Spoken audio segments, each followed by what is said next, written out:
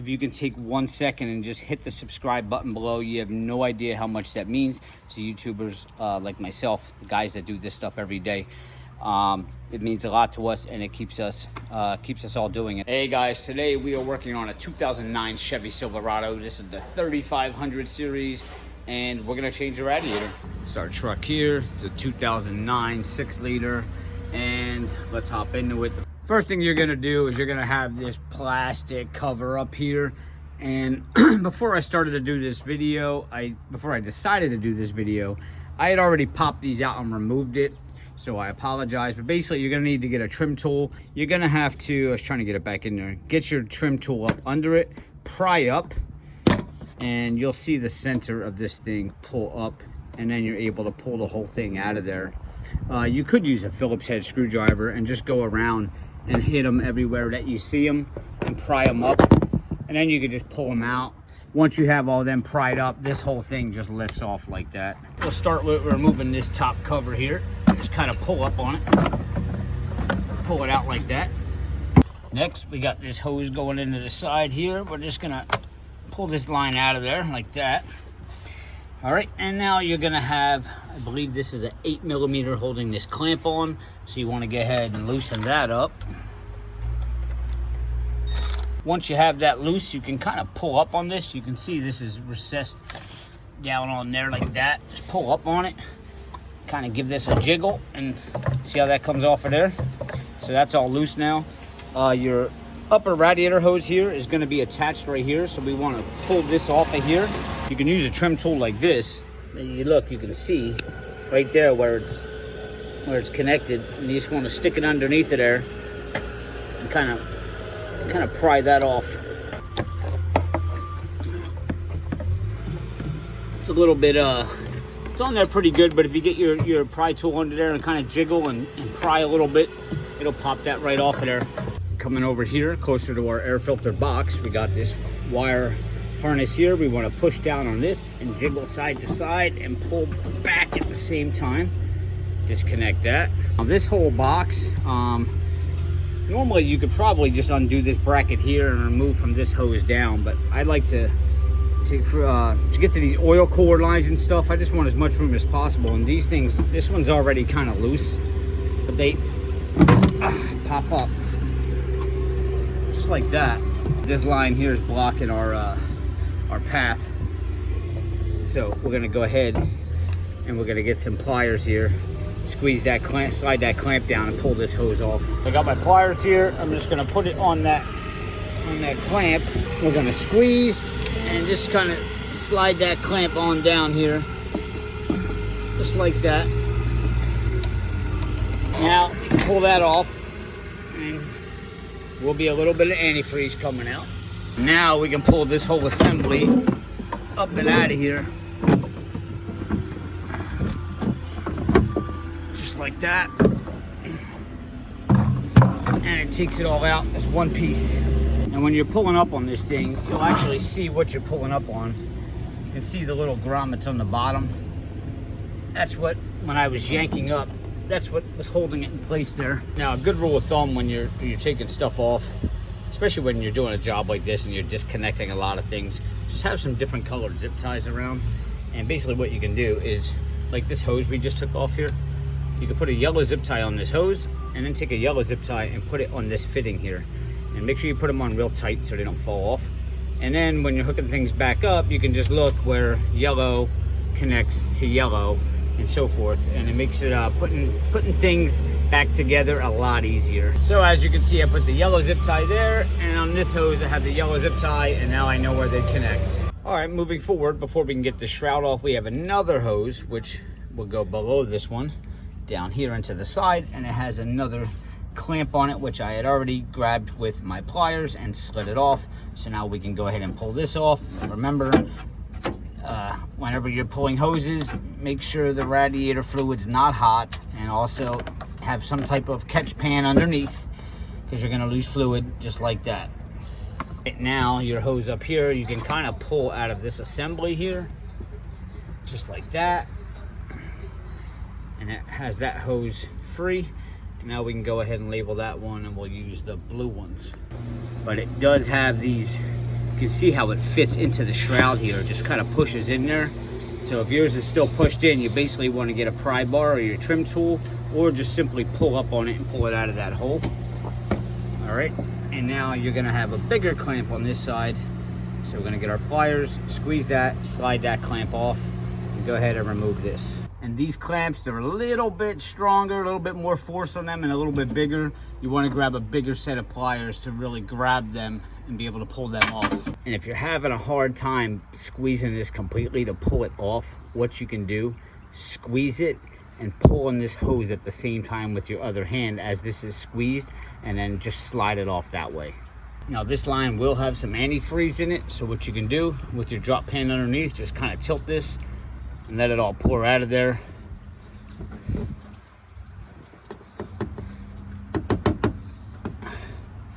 All right, now we can just kind of set this up out of the way.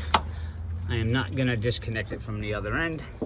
I feel like this is out of the way enough for me to get in here to this shroud. All right, next at the top of your shroud, you're gonna have a 10mm bolt right here, and there's gonna be another one down there.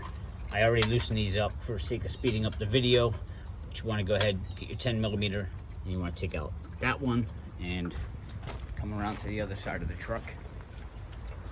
And you'll see that one that I already started backing out. Now with those bolts out, typically if you're new to this and you're not sure where the bolts are gonna go again, what I would recommend doing is you get little Ziploc bags, drop them in there, and just write top of shroud bolts and set the Ziploc bag aside. All right, next on the bottom of the shroud, midway down, I don't want to say bottom, midway down, you're gonna see these little tabs again, which you're gonna need your trim tool. And basically, you're gonna slide your trim tool underneath of them and kind of wiggle and pry, and they will pull up. Okay, let's go do another one over here. Slide it under, wiggle left to right, and you can see it pulls up just like that. You want to try to be careful not to lose these. Once you have them loose, just kind of pull them up, and that's what they look like right there. And throw these in whatever labeling system you have so you don't lose these, because when you put this back together, you don't want this shroud bouncing around. If you do lose them, what you're gonna have to do is either A, put a nut and bolt there, or just put a zip tie through there. I got those two out. Now there's two more on the other side. In the same spots, one there and one back there. And once those are out, then we can try to pull this shroud up. All my tabs are out. And now you can see, you can pull up on this. Your shroud's completely loose. And we can pull it up out of there. All right, we're getting there. Got lots of room now. But we still have the bottom shroud, and it looks like those core lines might be connected to it right there. We may need our trim tool to stick in there and pry that off of those core lines right there. Take our trim tool, stick it down in there. And let's just wiggle a little bit and pry. Wiggle and pry, wiggle and pry. There we go. You can see, now it's out of there. We're gonna have to pry this side out too. Just push forward, there we go. And it's out. Now we should be able to pull it up. Just kind of tilt a little bit. Might have to tilt it in a little bit. There we go. There we go. Lots of room now. We are almost home free, but not yet. We got to remove all these lines going into the radiator here, and over there, and the bottom radiator hose. These lines here, you're gonna see this little black, I don't know, we'll call it a cap. You want to pull on it, slide that free.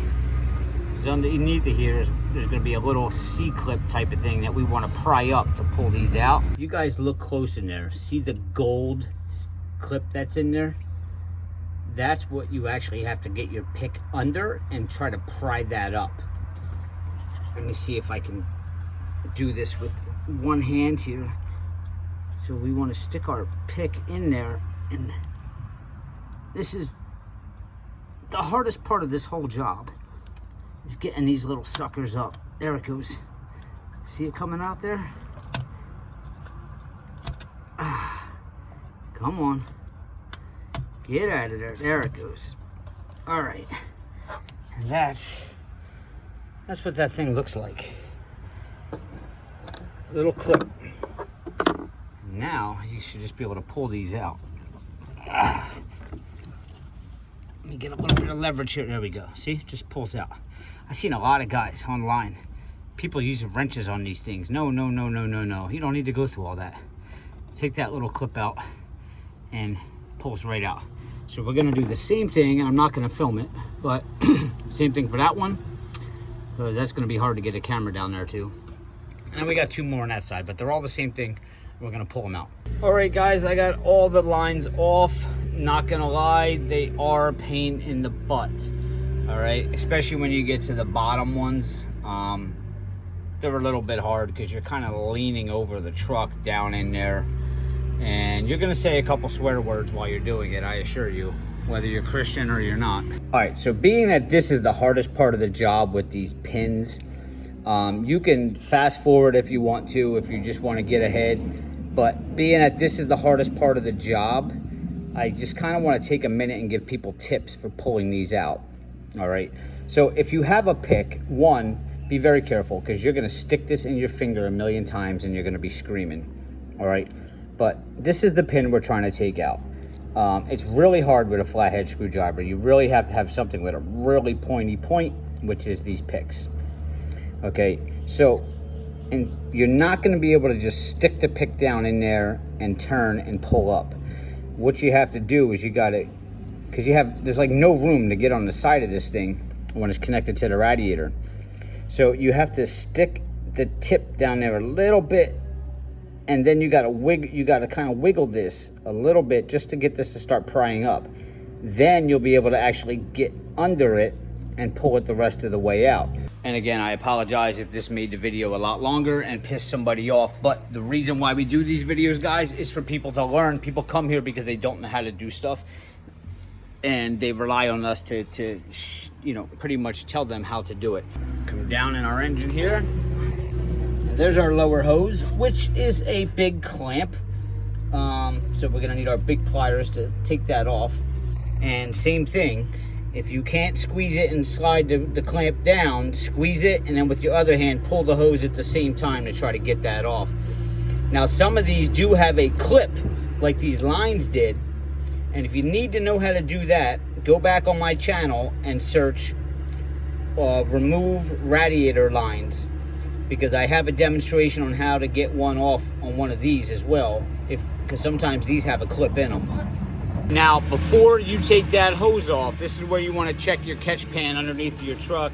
Make sure it's not full, it's not overflowing already, because when you take this hose off, this is where you're going to lose majority of your radiator fluid, because this is the bottom hose. So anything that didn't come out is going to come out now. Next up, we're going to have our main brackets holding this radiator in. There's one here, and then where your upper radiator hose connected down there, there's another one. These are a 1/2 inch.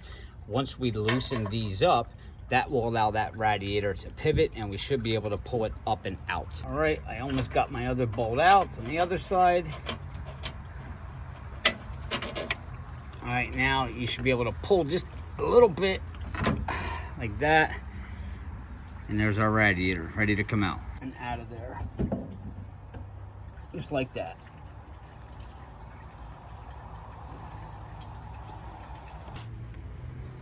If you remember the little clips that you took out of those lines with your pick tool, well, this will come with the clips already in there. Okay, and you can actually see the clip inside of there. So you don't need to put those other clips back in. You're gonna take your cord line and basically you're gonna put some pressure on and push in, and you'll feel it push in and click in, and it'll lock in by itself. You don't have to, don't pull these out again. You don't have to put the new ones in here. It's already set. Just push your cord lines in until they click, and you'll feel them. Sometimes they don't click. they just go in without a click. But if you can't pull it back out, then you know it's pretty much in there pretty solid. You're gonna hook your radiator back up.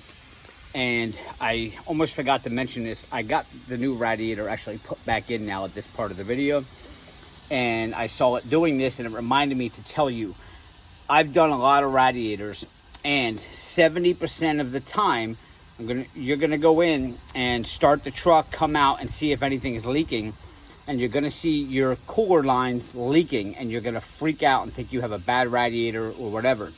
This is the problem. I'll show you on the old radiator that's out because the other one's in. Right here, this is 1 inch wrench. The other side's a little smaller. I forget what size it is.